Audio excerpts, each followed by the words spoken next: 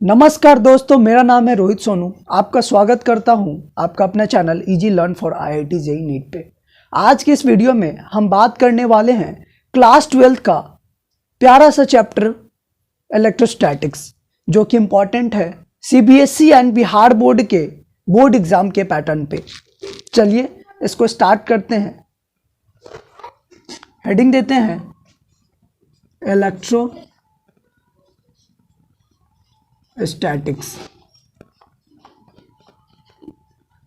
ये चैप्टर के नाम से ही पता चलता है कि ये इलेक्ट्रो प्लस स्टैटिक्स से मिलके बना हुआ है। किससे मिलके बना हुआ है?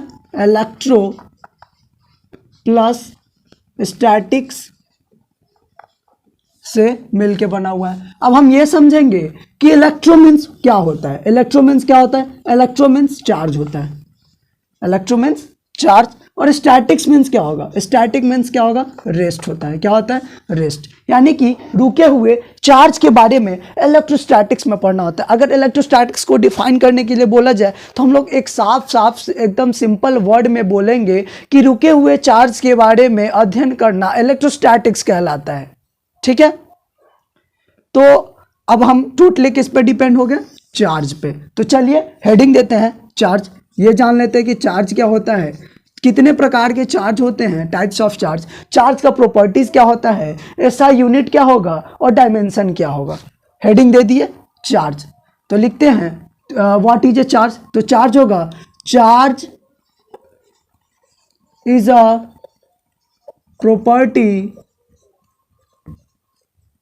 property associated with matter due to which it produces and experienced electrical and magnetic effect। Electrical and magnetic effect.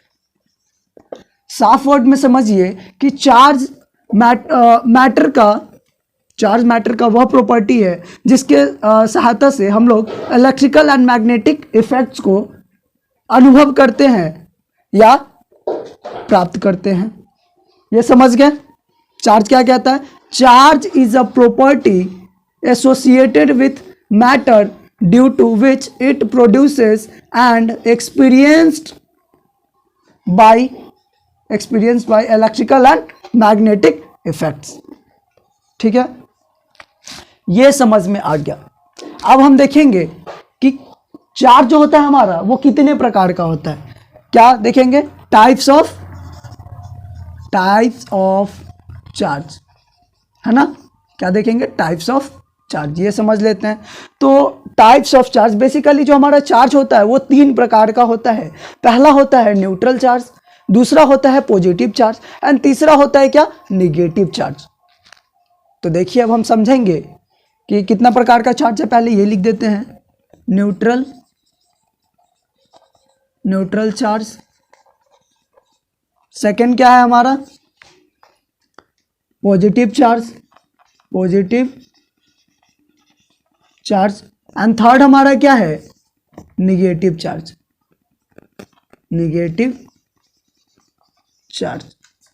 अब हम ये समझेंगे कि न्यूट्रल चार्ज होता क्या है। क्या समझेंगे? न्यूट्रल चार्ज होता क्या है, किसे बोलेंगे। तो देखिए हम लोग पहले न्यूट्रल चार्ज का हेडिंग दे देते हैं और फिर समझते हैं क्या है। इसको मिटा देते हैं, आप लोग स्क्रीनशॉट ले लीजिए। ठीक है, इसको मिटाते हैं।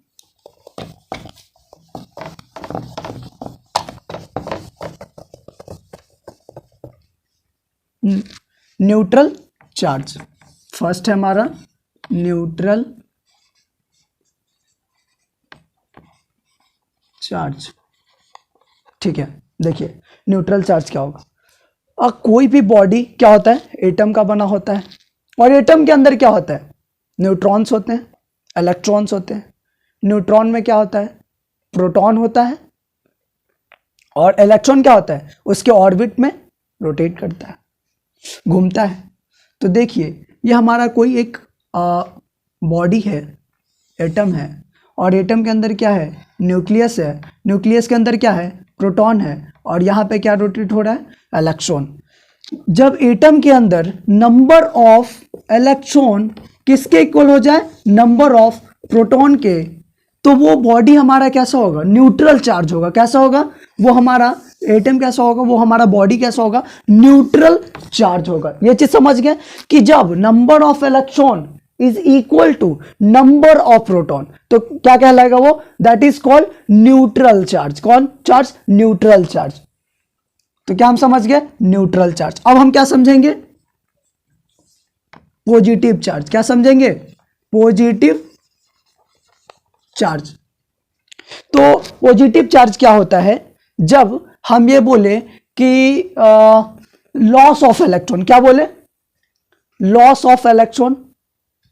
जब किसी मैटर या किसी बॉडी के अंदर लॉस ऑफ इलेक्ट्रॉन होता है, यानी कि क्या, लॉस ऑफ इलेक्ट्रॉन कहने का सेंस यहां से चार्ज क्या होगा, निकल जाएगा। यानी कि इस बॉडी के अंदर क्या हो गया, चार्ज, इलेक्ट्रॉन चार्ज से कौन सा चार्ज निकल गया, निगेटिव चार्ज, यानी इलेक्ट्रॉन निकल गया। तो क्या बनेगा, ये बॉडी कैसा हो जाएगा, हमारा पॉजिटिव चार्ज हो जाएगा। ऐसे समझिए कि हमारा एक बॉडी है, ठीक है, ये हमारा बॉडी है, यहाँ से क्या हो रहा है, लॉस ऑफ इलेक्ट्रॉन हो रहा है। क्या हो रहा है, लॉस ऑफ इलेक्ट्रॉन हो रहा है। तो हमारा ये चार्ज कैसा हो जा रहा है, पॉजिटिव चार्ज हो रहा है। ये चीज समझ गए, यानी कि यहाँ पे हम क्या बोले, लॉस ऑफ इलेक्ट्रॉन।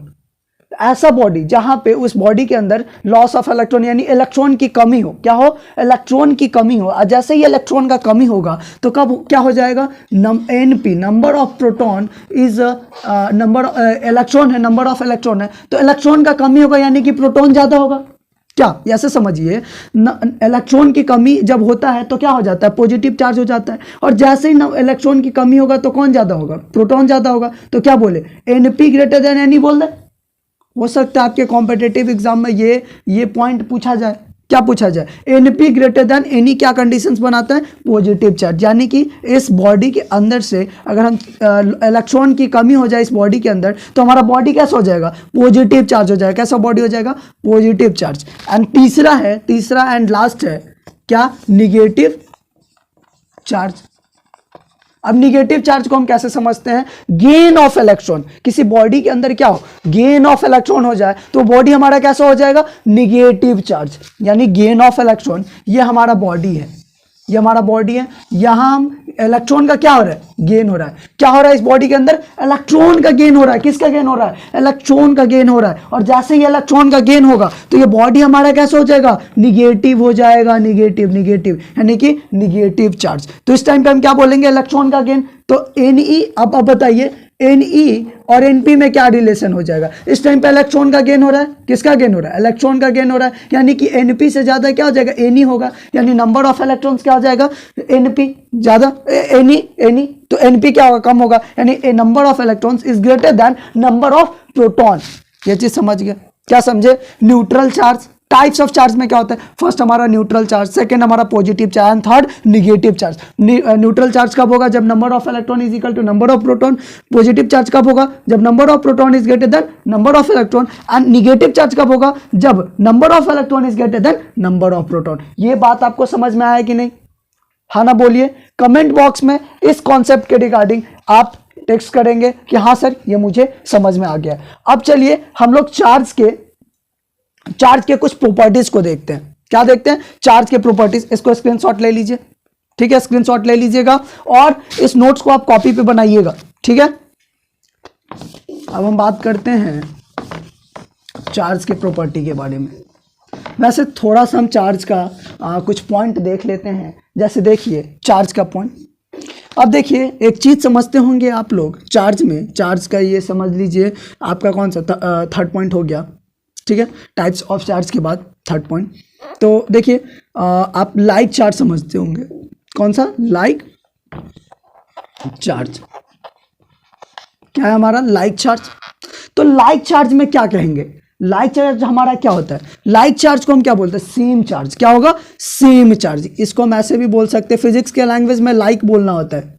क्या, लाइक, यानी कि बोलिए कि दो लड़का है और दोनों लड़का कैसा लाल रंग का शर्ट पहना हुआ है, यानी लाल रंग का शर्ट पहना है तो दोनों का शर्ट का कलर क्या है, सेम है, यानी कि हम क्या बोले लाइक कलर है, यानी क्या बोलेंगे लाइक कलर यानी सेम कलर है। ये बात समझ गए। उसी तरीके से लाइक चार्ज है यानी कैसा होगा, सेम चार्ज होगा। सेम चार्ज क्या हो सकता है, पॉजिटिव पॉजिटिव, और क्या हो सकता है निगेटिव निगेटिव। तो पॉजिटिव पॉजिटिव यानी लाइक चार्ज हमारा कैसा होता है, रिपेल ईच अदर, क्या होगा रिपेल ईच अदर। तो like charge repel each other, ठीक है। तो इसका डायरेक्शन कैसा होगा, ये इसको रिपेल करेगा और ये इसको रिपेल करेगा। इसी तरीके से ये चार्ज इसको रिपेल करेगा और ये चार्ज इसको रिपेल करेगा। तो डायरेक्शन समझ गए, यानी like charge repel each other. और अनलाइक चार्ज जो होता है हमारा, अनलाइक चार्ज, अनलाइक चार्ज कैसा हो जाएगा, अपोजिट अपोजिट, यानी कि सेम नहीं होगा, अनइक्वल होगा। क्या होगा, अन इक्वल बोले या सेम नहीं बोलेंगे तो क्या होगा, पॉजिटिव निगेटिव और निगेटिव पॉजिटिव। तो इस टाइम पे चार्ज का क्या कैसे होगा, ये चार्ज इसको अट्रैक्ट करेगा और ये चार्ज इसको अट्रैक्ट करेगा, ये चार्ज इसको अट्रैक्ट करेगा और ये चार्ज इसको अट्रैक्ट करेगा। यानी unlike charge attract each other और like charge repel each other. ये चीज समझ गए। लाइक चार्ज क्या करता है, सेम चार्ज होता है तो क्या करेगा, रिपेल ईच अदर, क्या करेगा रिपेल ईच अदर। और अनलाइक चार्ज क्या करे, अट्रैक्ट ईच अदर, यानी repel each other. And unlike charge attract each other. चलिए इस पॉइंट को आप लोग स्क्रीनशॉट ले लीजिए और कॉपी में नोट कर लीजिएगा, ठीक है। अब हम लोग देखते हैं चार्ज का यूनिट और डायमेंशंस के बारे में। क्या देखते हैं, चार्ज का यूनिट और डायमेंशंस के बारे में। चार्ज का यूनिट क्या होता है,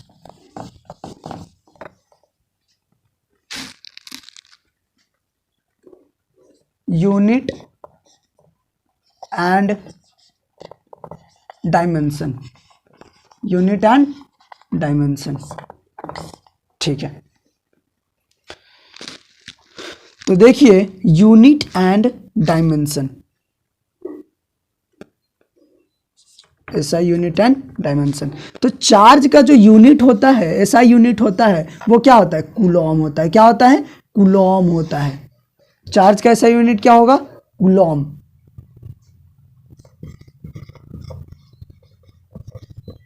चार्ज का ऐसा यूनिट हमारा कूलॉम होता है, ठीक है। और चार्ज का जो डायमेंशन होगा वो क्या हो जाता है, चार्ज का डायमेंशन होगा